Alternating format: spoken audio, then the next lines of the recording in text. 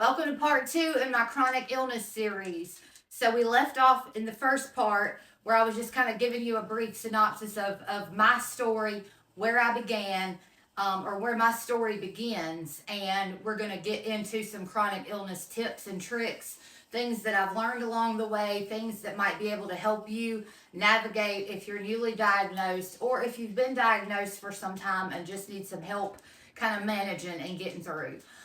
If you're new here, my name is Kelly. I'm a 47-year-old married Mimi from Georgia, and I do suffer from multiple chronic illnesses. So I'm just going to fold some laundry and drink my Alani while we chat. So, part 1, we left off where I was kind of telling you just kind of where my story started. So, again, just to kind of summarize that, ever since I was in my early 20s, or probably a teenager, honestly, I suffered from a condition called PMDD, which is premenstrual dysphoric disorder.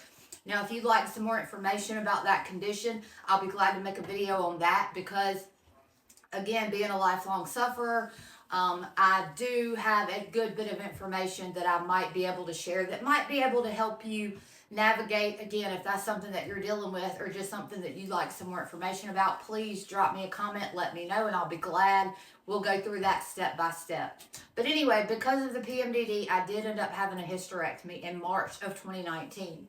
So 5 weeks after my hysterectomy, I woke up on a Saturday morning and I was in severe pain. Now, in addition to having the PMDD, I also have a chronic kidney issue.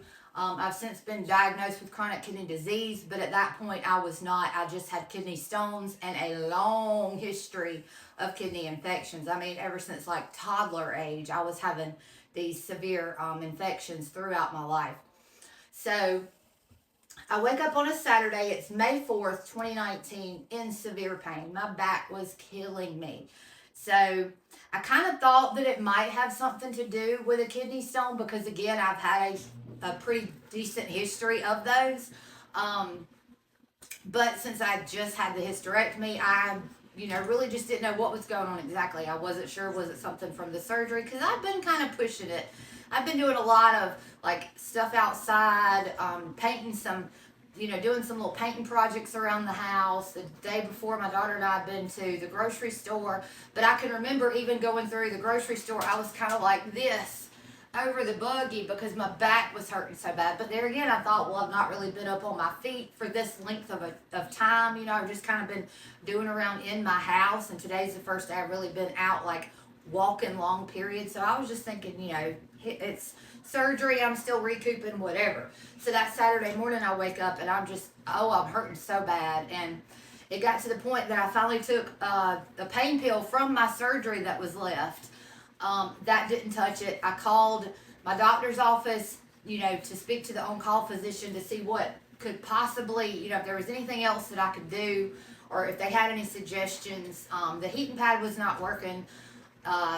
Just nothing that I did was making any kind of a difference. And my doctor actually was the one that was on call, and she was like, Kelly, I've known you for a long time. I've operated on you twice now, and I've never seen you in tears. If you're crying because you're in that much pain, you need to go to the ER. You need to go get checked out right now and let them call me. So, of course, I'm like, it's Saturday. I'm not going to a hospital to tell them that I'm in pain because they're just going, laugh right in my face and send me on my way and tell me to go home and take some Tylenol because, that's just what happens in ERs on the weekends, unfortunately, because of the epidemic that goes on in our country. So I tried to put it off as long as I possibly could. I went to get in a hot bath because that does kind of help ease the pain of kidney stones sometimes for me. But as soon as I got in the hot water, I just started having like severe chills, like convulsive chills, to the point that I had to have my daughter and my mother-in-law actually help me out of the bath, like to get on my feet. And from that point, I started running a high fever. So, sorry, there's something itching me about this shirt today. I'm going to have to go change in a minute. That's just got me itching everywhere. But anyway, so I finally end up, I checked my temperature and I had a temperature of 103. Now, I have a very defective immune system, obviously, like I said, with all these severe infections that I've had throughout life. So if I run a high fever, there's something going on because my body just does not run fevers. So eventually I told my husband and my daughter, I was like, somebody has to drive me to the hospital. I've already taken a pain pill. I've already taken a muscle relaxer. I can't drive myself, so can one of y'all please take me? So we all load up. We go to the hospital, which is an hour away. When we get there, I said, just go ahead and put me out at the door. This is where I worked. Keep that in mind. I worked at this hospital. I was like, put me out at the door and y'all go ahead and put the car in the deck. And then hopefully by the time you get into the deck and get back, I'll be signed in. Maybe it won't be real busy. So I go in. Luckily, there was nobody waiting. So I get right to the registration. And as soon as I started to sign myself in, they saw that I was an employee there. So they were kind of chit-chatting with me a little bit. And the girl at the nurse at the triage desk was like, come on back. I'll just go ahead and get you worked up. And then, hopefully they'll have something available soon. So I did that. And when I go around back there with her, she's like, she starts asking me, are you feeling okay? And I was like, well, I mean, obviously I don't feel too good because I'm here, but, I've been worse, I guess. And she's, she checks my blood pressure and she checks my temperature and then she's, checking my pulse and stuff. And she was like, something's going on. So she calls to the back to get a cardiac unit or to get a cardiac room. And she's like, do y'all have a CCU room available? I've got one out here that's afebrile. She's tachycardic. Severely low blood pressure, like we need to see what's going on. And of course, I'm thinking like, well, what in the world? I've never had any of this with a kidney stone before. So still, didn't really have much of an idea. They take me to the back and it gets real hazy from there. Like I don't really remember a whole lot. I think because number one, I found out later that I was actually going into septic shock as I was arriving at the hospital. And number two, they were giving me lots and lots of pain medication because, nothing was touching it, nothing was helping me. So basically we found out that night that I did have a kidney stone. However, the surgeon who came in to treat me told me later, after he had done the first surgery, he says, you do have a stone stuck in that left ureter. So we're gonna, or I guess this was before the surgery. He said, we're gonna go ahead and go in and put a stent, see if we can get that stone out or get it to move.